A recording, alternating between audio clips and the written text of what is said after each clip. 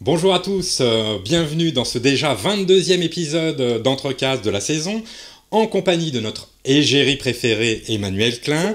Bonjour Emmanuel. Et de notre journaliste le plus sexy du Sud-Ouest et représentant de notre partenaire BD Geste, Laurent Gianatti. Bonsoir Laurent. Bonsoir Nicolas, c'est du Sud-Est, pas du Sud-Ouest. Mais bon, ah, Sud-Est, autant pour moi. Il fait de la BD, il fait pas de la géo, laisse tomber. C'est ça. Nous recevons aujourd'hui, nous avons le plaisir de recevoir aujourd'hui le scénariste Marwan Kahil. Bonsoir Marwan. Bonsoir. Qui est venu nous parler de son album Albert Einstein, La poésie du réel. Ouais. Emmanuel nous parlera dans un instant de l'événement 48 heures de la bande dessinée. C'est bientôt. Et comme d'habitude, Laurent nous présentera son coup de cœur de la semaine, on va vite voir ça, et puis nous terminerons en parlant des livres qui ont retenu notre attention cette semaine.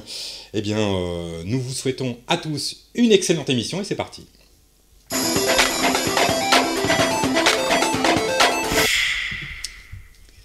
Alors Emmanuel, parle-nous de notre invité.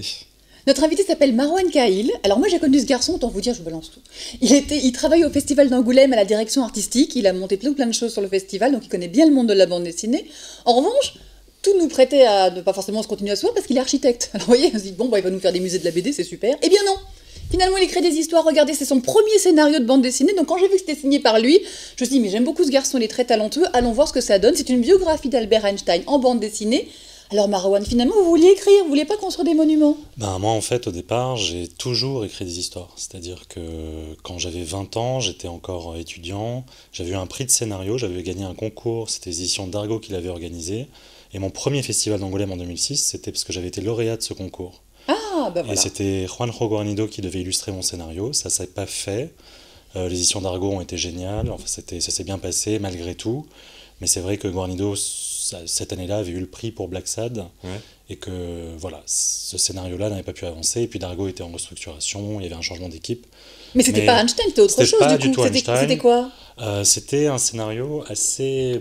la semaine dernière, vous parliez de la Colombie, de la drogue. Ouais. C'était un truc assez similaire, et il y avait beaucoup d'enjeux. C'était un thriller assez violent, quoi. C'était pas mal. Je pense que vous avez tous vu Sicarios récemment. Oui. C'était assez similaire. Alors, j'ai été un peu frustré à l'époque, donc j'ai poursuivi mes études et je l'ai rangé dans les tiroirs. Donc, je pense qu'il ressortira un jour. Mais j'ai toujours écrit, et en tant qu'architecte, on est aussi des scénaristes de l'espace, c'est-à-dire qu'on doit scénariser l'ergonomie, le lieu de vie, on doit imaginer des parcours, donc on doit projeter. Je pense qu'un scénariste est assez proche d'un architecte finalement, parce que on est comme des réalisateurs de cinéma. On aurait tendance à dire que plutôt un dessinateur est proche d'un architecte, parce qu'il y a justement cette gestion des espaces, des volumes, etc. Vous n'avez pas vous avez jamais pensé à devenir dessinateur ? Je dessine beaucoup. Maintenant, mon cerveau fuse un peu dans tous les sens. J'ai beaucoup de projets en cours actuellement. J'ai vraiment pas mal de projets en cours, et pour qu'ils prennent vie, j'arriverai pas à les dessiner. Ça prendra trop de temps. Le scénario, ça prend du temps. Il y a beaucoup de documentation en amont. Ouais. On doit vraiment avancer sur le projet de manière assez efficace. Et quand on est sur plusieurs projets, il faut réussir à bien gérer son temps. Donc ça prend du temps le scénario, mais on arrive à pouvoir gérer plusieurs projets en même temps, alors qu'un dessinateur, il doit vraiment être sur sa table à dessin, sur sa planche à dessin. Il doit bosser comme un fou toute une année sur Mais l'architecture, c'est bien fini. L'architecture, c'est fini. Moi, je suis passé par pas mal d'agences. Alors, je suis toujours scénographe. Je collabore avec le théâtre parfois sur certains projets. Et je continuerai à faire de la scénographie. Et puis, si j'ai un voisin ou un pote qui veut une extension, je tâcherai de le faire. Mais voilà, l'écriture a toujours été là, et ça me permet de m'extirper de pas mal de choses. Moi, j'ai des origines libanaises. Au Salon du Livre, on a eu une rencontre qui s'appelle Imagine la paix, là, c'était le 24.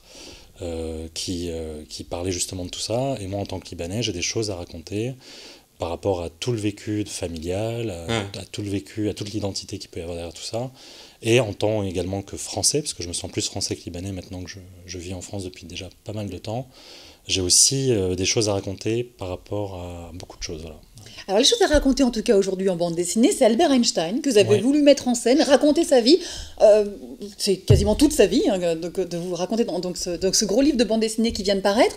Cela dit, la question que je me suis posée, c'est la physique, pour le coup, c'était quelque chose qui vous intéresse. Qu'est-ce qui vous intéresse? C'est le personnage, c'est son histoire, c'est ce qu'il a apporté à notre histoire, à notre humanité. Qu'est-ce qui vous intéressait d'abord? Ce qui est génial avec ce bouquin, c'est que c'est un travail de commande, c'est-à-dire que j'étais lors d'une soirée avec Guillaume d'Horizon, qui est scénariste, que vous devez peut-être connaître. Le frère de Xavier. Le frère de Xavier. Clotilde Bruno, également scénariste, était là.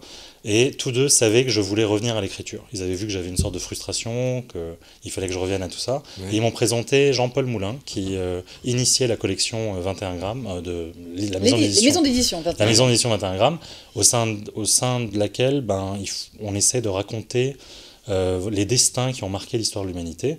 Donc l'objectif, c'est d'avoir vraiment une approche sur un scientifique, un grand homme, de manière à englober sa vie du début à la fin, mais avec un angle d'attaque qui puisse se révéler assez efficace. Mais c'est une approche historique quand même. C'est une approche historique, fidèle.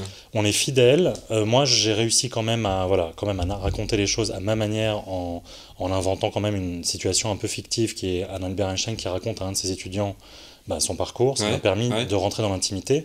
Moi, mon approche a été de rentrer dans l'intimité de cet homme. Je voulais savoir qu'est-ce que ça faisait de tout à coup côtoyer Albert Einstein à l'Institut d'études avancées, qu'est-ce que ça faisait de le voir à l'œuvre et de voir tout son réseau d'amitié qui lui a permis de devenir le génie qu'on connaît. Ah, c'est un fantasme en fait, de rencontrer Einstein en vrai. En vrai, et surtout de voir son intimité et de voir les petites anecdotes qui ont fait qu'il a pu avancer sur tout ça. Il y a des émissions sur France Culture, d'autres sur Arte qui m'avaient déjà nourri par rapport à ce personnage.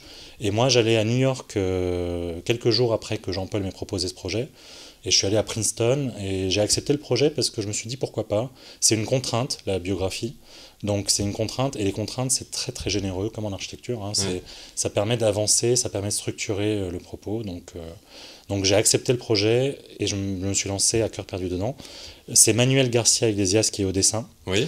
Et il a une vraie fluidité, un vrai talent. Là, le style est réaliste. Mais c'est son premier livre en français, mais vous connaissiez ses productions en Espagne? Je vous avoue que j'ai pas encore vu tout son travail, mais là, c'est son premier livre en France. Ses autres productions en Espagne étaient pas mal, surtout en couleur. Il est très très doué à la couleur. Il a fait la couverture de. Mais c'est pas de chance parce que là, pour le coup, il y en a pas de couleur. C'est la couverture, il vient de le dire. Écoutez ce que dit notre invité. La couverture est à la peinture à l'huile et à l'intérieur de l'album, on a opté pour ce noir et blanc et ces nuances de gris volontairement pour être dans un texte assez sérieux et plongé dans une sorte comme si c'était des photographies en noir et blanc. Donc on voulait provoquer ce côté un peu archive avec Jean-Paul. Un côté récit éducatif un petit peu aussi. Alors pardon, je m'arrête sur cette page-là précisément, où là en fait, parce qu'évidemment c'est pas seulement son histoire à lui, sa belle histoire avec sa femme et sa deuxième femme et ce qu'il a rencontré, ses amis chimistes et physiciens, mais c'est aussi, vous expliquez la théorie et le dessin c'est quand même idéal pour expliquer comment ça marche. C'est très pédagogique à ce niveau-là. Là, vous pouvez expliquer la page que je montre? La page que vous montrez, c'est lorsqu'il débute sa réflexion sur la théorie de la relativité générale, dont on a fêté le centenaire en 2015. La théorie de la relativité générale, c'est lorsqu'il commence à aller plus loin que la théorie de la relativité restreinte, qui était les premières théories de l'année miraculeuse de 1905. Oui. La théorie de la relativité générale, c'est l'espace-temps courbe, et c'est l'idée qu'il n'existe pas nécessairement de gravité comme le pensait Newton. En fait, il n'y a pas de gravité. Quand on tombe pas à cause de l'effet de la gravité. Finalement, on fait une chute qui est plutôt libre. Et les expériences de pensée d'Albert Einstein, parce que le dessin est très fort pour ça, pour retranscrire ces expériences de pensée, Albert Einstein visualisait ce qu'il théorisait.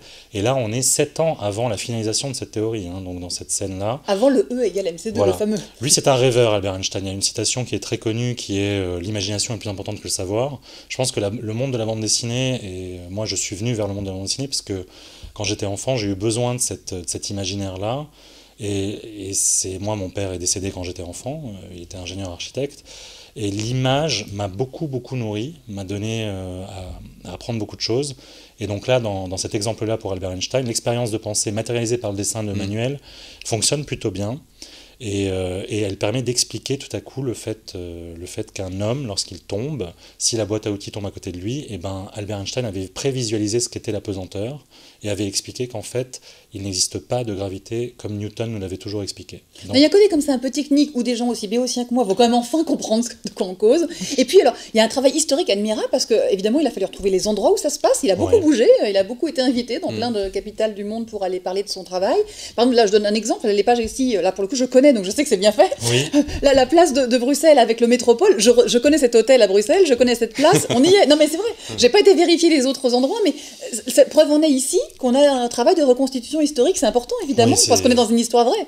Je pense que pour le coup, moi j'ai plein d'autres projets en cours actuellement où je peux développer des imaginaires sur des mondes d'heroic fantasy ou d'autres, ou penser à notre époque contemporaine, donc j'ai pas besoin de trop de me documenter sur ça, mais pour Albert Einstein, il a fallu vraiment ne pas faire d'anachronisme, bien se concentrer sur les lieux, l'architecture, vérifier que tel bâtiment n'existait pas à l'époque, etc. Donc ça, je l'ai fait en amont, et j'ai envoyé à Manuel donc, le script avec toute la documentation.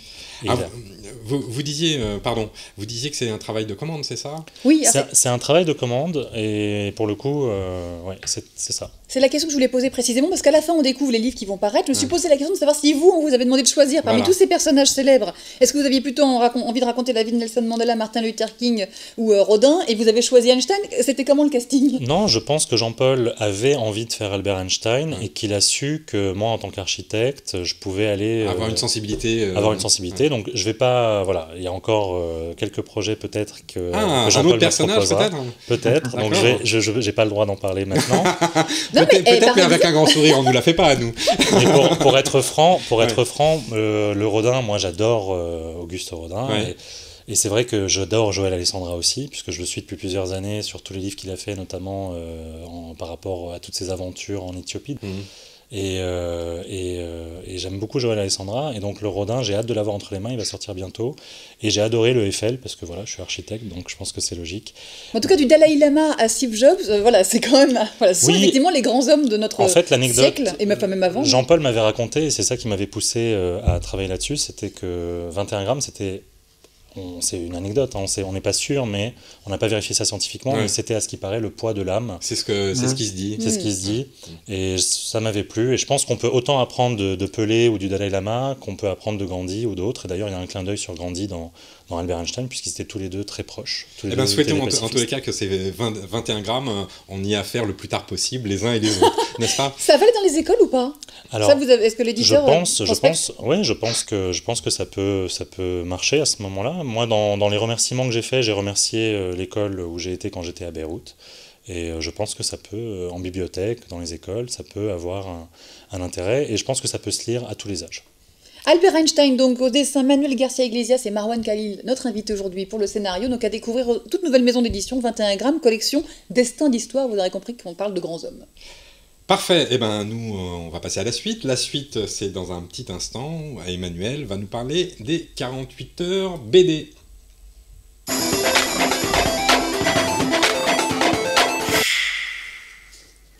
Les 48 heures BD, c'est bientôt, c'est chaque année le premier, alors c'est pas le week-end parce que c'est vendredi et samedi, donc tout début avril, ce seront donc les vendredis 7 et 8 avril, donc pas ce week-end, mais très très vite, donc on en parle dès maintenant pour que tout le monde soit prêt. L'idée, ce sont 12 éditeurs qui s'associent chaque année pour proposer un titre, un extrait d'un album. Là, vous voyez, on voyait une petite bande-annonce qu'ils ont préparée. Ce sont les 12 albums sélectionnés cette année par les 12 éditeurs. Donc il y a de la bande dessinée, il y a du manga, il y a du comics, évidemment. Ça représente tous les genres de la BD. Il y a des BD d'histoire, il y a des BD pour les petits, pour les grands. L'idée, c'est vraiment de faire une petite carte postale de la bande dessinée et de pouvoir comme ça faire rentrer des gens en librairie, puisque ces livres-là sont vendus à 1 € pendant 48 heures. C'est le nom de l'opération. Cela dit, ce n'est pas seulement ça, évidemment, parce que ça va donner envie d'aller avoir des bouquins pas chers, ça fait plaisir, mais ce sont aussi tout plein d'animations dans toutes les librairies en France et en Belgique. Il y a 1500 librairies qui sont concernées, qui proposent l'opération, et il y en a une centaine seulement, je vais dire, parce que ça fait, j'imagine, pas mal de boulot à organiser, qui proposent également des animations, des ateliers de dessin pour les enfants, des ateliers des scénaristes qui vont parler également de leur métier. Enfin, il y a tout plein de choses. Allez vous renseigner dans votre librairie à côté de chez vous, il y a forcément quelque chose. Sur le site, évidemment, 48heursbd.com, vous avez toutes les opérations. C'est les éditeurs qui choisissent la sélection, elle vient d'où? Chaque éditeur propose des titres, et ensuite, ils sont 12, donc ça se vote, parce que moi je voudrais plutôt avoir mon titre jeunesse, moi je voudrais plutôt avoir mon titre machin, et puis évidemment, c'est Urban Comics par exemple qui est en comics, donc il n'y a qu'un seul titre de comics, là il n'y a pas bataille. Il y a 2 éditeurs de manga, c'est Kazé et Kana, et donc du coup on a 2 mangas dans la sélection, et puis dans les autres titres, là pour le coup franco-belge plus généralistes, Dupuis, Delcourt, enfin ceux qu'on voit là, Jungle et autres, et bien eux, chacun donc a choisi un titre, et l'idée vraiment chacun de proposer une sélection encore une fois plurielle, et qui représente la diversité de la bande dessinée aujourd'hui, et vraiment, donc encore une fois, la BD c'est 7 à 77 ans, typiquement, là on est même au-delà, puisqu'il y a des livres pour les plus petits et puis pour les plus grands. Voilà, moi je trouve que c'est une belle opération, Oui, encore mais- une fois, ça permet de parler de bande Oui, dessinée à un c'est autre sûr. moment qu'au Festival d'Angoulême, on y faisait référence avec Marouane il y a quelques minutes, mais c'est une belle fête de la BD, vraiment, Ouais. voilà, c'est... Ce qui serait sympa, c'est que chaque année, il y ait des livres supplémentaires de plus en plus, que la section soit encore plus large, pourquoi pas, dans les années à venir. Alors, de toute façon, l'opération augmente ça chaque année. Là, par exemple, je parlais donc de cette animation, ça se fait seulement depuis 2 ans. Avant, Ouais. il n'y avait que les BD à 1 euro. Enfin, il y a plusieurs évolutions. Et par exemple, cette année, ils sont associés à l'association Coucou Nous Voilou, qui est une association qui va dans les hôpitaux Ouais. et qui, pour les enfants malades, en fait, ils ont des abracadabox. Donc, ce sont des espèces de boîtiers en plastique qui cachent les perfusions. Ouais. Et donc, ils en ont toute une sélection qui a été faite spécialement pour l'opération 48 heures BD avec des visuels donc des éditeurs présents dans D'accord. l'opération. Je rappelle que tout est financé par les éditeurs. Ouais. Du coup, bah voilà, c'est pas non plus 12 000 bouquins, il faut Ouais. les imprimer, les 230 000, Bien sûr, voilà. Ces livres-là, donc pardon, juste termine sur les abracadabox, donc il y a des auteurs qui vont aller dans les hôpitaux pour faire des animations, les éditeurs donnent 1000 livres pour constituer des bibliothèques Ouais. dans les services pédiatriques, et puis, je disais 230 000 livres à 1 euro, ça fait 230 000 euros de gagnés, avec ça, les éditeurs offrent 50 000 livres dans les CDI, dans les bibliothèques pour les enfants, etc. Une autre sélection que les 12 livres, que c'est du coup une sélection un peu plus Ouais, adaptée, évidemment, aux enfants Bien et sûr. aux collégiens qui lisent des bandes dessinées. Et puis cette année, c'est Alfred le Parrain. Chaque année, il y a un auteur qui s'investit particulièrement dans l'opération et qui signe une très belle affiche. La BD est en fait vraiment, moi je trouve très très réussi, ce beau dessin d'Alfred, voilà, où on voit du coup les personnages qui sortent des livres, Ouais, qui vont faire la Alfred était fête. Alfred est génial. Alfred avait notamment eu le prix, le Fauve d'Or à Angoulême pour son Comé Prima, mais Ouais. ça fait très très longtemps qu'il fait plein de choses épatantes. Et là, vraiment, voilà, on a le robot reprend de la science-fiction, on a un cow-boy, on a une. Voilà, enfin, je trouve ça évidemment, c'est encore une fois une belle opération, Ouais. c'est chaque année, Je 7 trouve- et 8 avril. Je trouve, À que ça, noter. je trouve que ça serait pas mal que d'autres éditeurs, peut-être un peu plus petits, un peu plus indépendants, se mettent aussi à ce genre de choses pour faire découvrir leur propre travail. Catalogue. Alors, euh, il y a deux choses. Alors, on rentre dans les détails si vous voulez, mais il y a Ouais. des éditeurs plus petits qui vont être associés pour la première fois cette année. Alors, je peux les citer parce que Oui, voilà, oui, c'est- oui. ça et là, Cambourakis, Lagrume, La Cafetière, Varoum et les Ah Rêveurs, oui, bah, génial. qui sont associés via une opération alors, qui concerne uniquement l'Île-de-France, Ouais. où en fait les auteurs vont aller rencontrer des lycéens dans des classes de seconde. Ouais. Il y a je sais plus combien de classes de seconde voilà, qui vont avoir la chance d'avoir un auteur chez eux pendant 1 heure de cours au moins, et voilà, enfin une session en tout cas d'animation liée à la bande dessinée. Mais évidemment, ces éditeurs-là n'ont pas les moyens d'imprimer. Là, en l'occurrence, ça fait 19 300 albums, je crois, par tête de pipe, par éditeur. Ouais. Bah voilà, c'est des sous, ça coûte beaucoup d'argent. C'est eux qui payent toute la com, enfin même s'il y a des aides, etc., des partenaires, mais voilà, c'est une opération quand même vraiment financée par les éditeurs, Ouais. je le disais, et les petits sont pas forcément. Voilà, donc ils sont associés cette année par cette opération-là. Il y a d'autres choses en cours, on en reparlera dans les années à suivre, mais voilà, moi, je trouve Donc, que c'est une belle OP. c'est de quel jour à quel jour? 7 et 8 avril, vendredi 7 et samedi 8 avril dans toutes les bonnes librairies, 2 jours pour faire la fête de la BD. Eh ben merci Emma. Nous allons maintenant demander à notre ami Laurent de nous présenter son coup de cœur BD Geste de la semaine.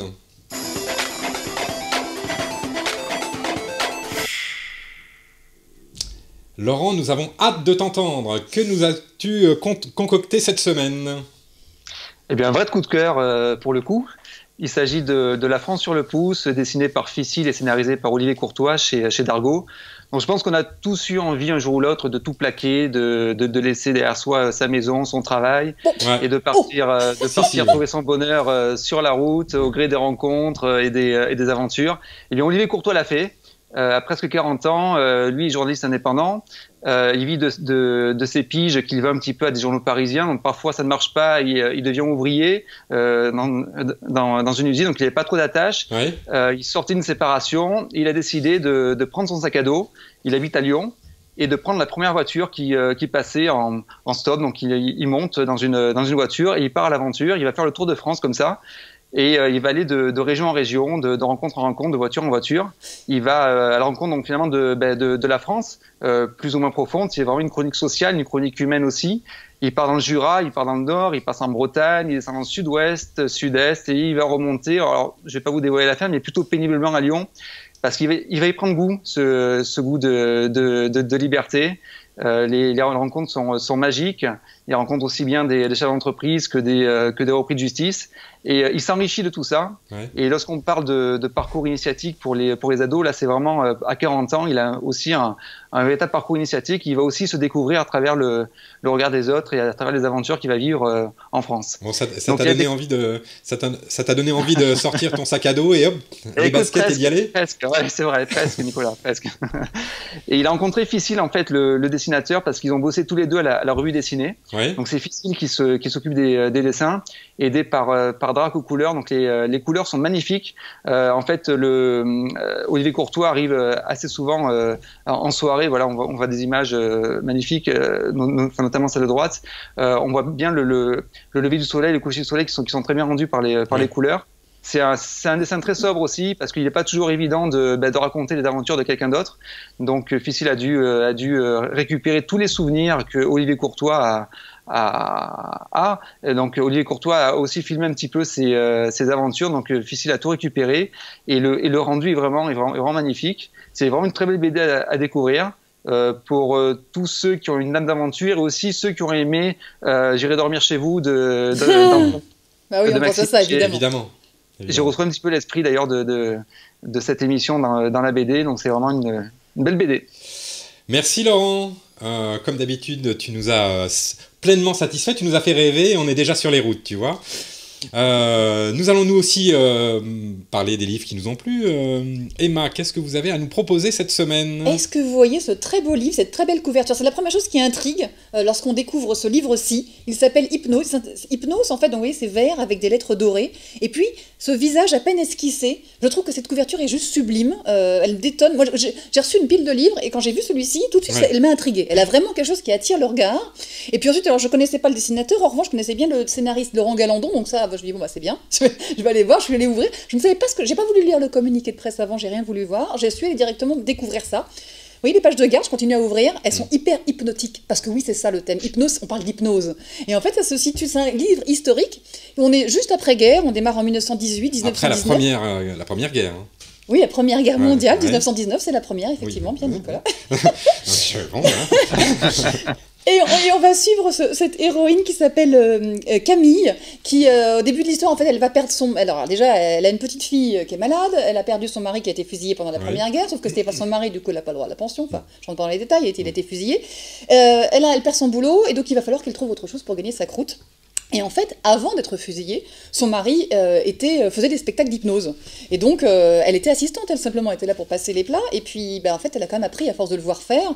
Et donc, elle va se servir de ses talents. Je ne vous raconte pas tout, évidemment, parce qu'il va se passer plein de choses. C'est une grande série. C'est la première fois que Laurent Galandon se lance dans une série vraiment comme ça au long cours. Et en l'occurrence, une histoire complète, mais on va imaginer suivre les autres personnages. Et les personnages, et donc la suite de l'histoire. Mais on est vraiment dans cette série qui va évoluer. Et le fait est que, moi, j'ai trouvé ça vachement bien, vraiment. En l'occurrence, elle va se faire embarquer. Alors, on n'appelle pas ça les services secrets à l'époque, mais elle va essayer de rentrer dans un groupe ANAR pour essayer d'aller démanteler des attentats. On croise évidemment des personnages historiques célèbres, je pense à Clémenceau, mais d'autres. Bien sûr. C'est vraiment un contexte historique réel. Et puis, donc, je le dis, là, on est en 1919, le prochain tome sera en 1920, etc. Les personnages vont grandir, évoluer. C'est pas comme Tintin qui bouge jamais. Eux, ils vont vieillir et grandir. Et je trouve que c'est très bien raconté. Évidemment, on joue avec l'hypnose, puisqu'encore une fois, c'est son talent. Et donc, il y a plusieurs scènes qui sont assez bluffantes et où, évidemment, ça marche très, très bien. Elle utilise en fait ce qu'elle sait faire pour s'en sortir. Les femmes à ce moment-là, c'est pas une condition idéale quand on est une femme seule en 1919, et c'est ça que ça aussi raconte aussi. Voilà l'histoire de cette héroïne sur cette couverture. Hypnose donc de Laurent Galandon et Attila Futaki, il a un nom quand même assez rare. Ça vient de paraître aux éditions du Lombard et je vous le recommande vivement. C'est un thriller, c'est drôle parce que c'est un début de série qui me fait un peu penser à ces longues séries comme Jessica Blandy ou Caroline Baldwin, c'est-à-dire qu'on a un personnage principal. Évidemment, c'est dans un décor différent, à une époque différente. C'est très différent. Mais je trouve que l'approche, en termes de série, on a bien une histoire complète qui laisse présager qu'il y aura effectivement des suites, et on s'imagine qu'avec le succès qu'il aura évidemment, il peut y avoir comme ça enfin une longue série, comme ça n'existe plus finalement en ce moment. Voilà, puis je vous le montre, regardez, j'ai rencontré les auteurs, j'ai eu la chance de les voir en vrai, donc j'ai un beau dessin du dessinateur, et puis... vous le lirez, vous ferez un zoom sur la page, eh bien, il a essayé de m'hypnotiser, le scénariste. Si je balance. Il n'a pas réussi. Écoutez, faut lire la dédicace, mais non, mais ils sont vachement bien, ces auteurs-là. En tout cas, la maquette du livre chez le Lombard, elle est hypnotique, elle est vraiment très belle. Ouais. Ah bah c'est extraordinaire, c'est vachement bien vu. Alors moi, je vais vous présenter cette espèce d'objet extrêmement curieux. Ça s'appelle Au musée. C'est réalisé par Sacha Homer et Jan Frédéric Bandel, qui sont deux auteurs de bande dessinée allemands. Ça sort chez Delcourt dans la collection Tapas. La collection pour rigoler. C'est vraiment un ovni. Globalement, l'histoire est très simple. C'est un frère et une sœur, Gustave et Nifi, se retrouvent enfermés au musée, d'une manière assez générique, on ne sait pas quel musée. On se rend très, très vite compte que ce musée est assez inhabituel parce qu'il est pourvu d'un nombre de salles hallucinantes, qui sont des salles avec des espaces extrêmement grands. On se retrouve dans un pays, dans l'autre, etc. Ils passent d'une salle à l'autre, on ne sait pas trop comment. Ils sont enfermés dans tout ça. Et puis on croise des personnages complètement improbables, autant Charles Manson par exemple que Ernst Jünger ou encore Fidel Castro. Donc des personnages complètement... c'est varié. Oui, enfin, c'est complètement hallucinant. On trouve des personnages, des lapins, des objets qui parlent, etc. etc. En fait, l'histoire de ce livre est assez intéressante puisque donc les deux auteurs, je redis, Jan Frédéric Bandel et Sacha Omer, en fait ont collaboré ensemble entre 2007 et 2009 pendant 2 années à créer cette histoire jour après jour dans le journal Frankfurter Rundschau. Excusez-moi pour mon allemand.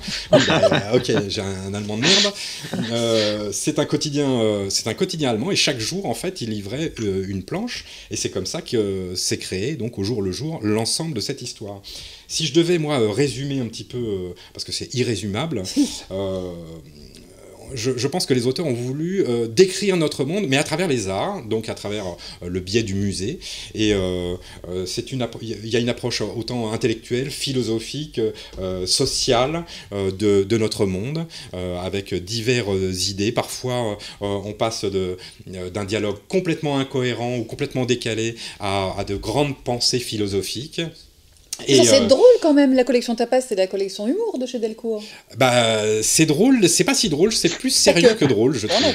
Enfin voilà, donc au musée, en plus dans un format que j'aime beaucoup parce qu'à l'italienne, mais qui nous laisse quand même la possibilité d'être rangé dans les étagères, parce que parfois à l'italienne c'est super chiant à ranger. Bon voilà, donc voilà, je vous conseille. Et puis un joli découpage sur la couverture. Et un joli découpage. Voilà, on a présenté ce qu'on avait à présenter. Je suis très heureux, Marwan, de vous avoir reçu pour cette émission. Merci pour votre accueil. Ça a été un plaisir. Merci Emmanuel pour ta belle prestation, comme d'habitude. Voilà. Merci Laurent. Merci à vous. Avec ton sourire charmant.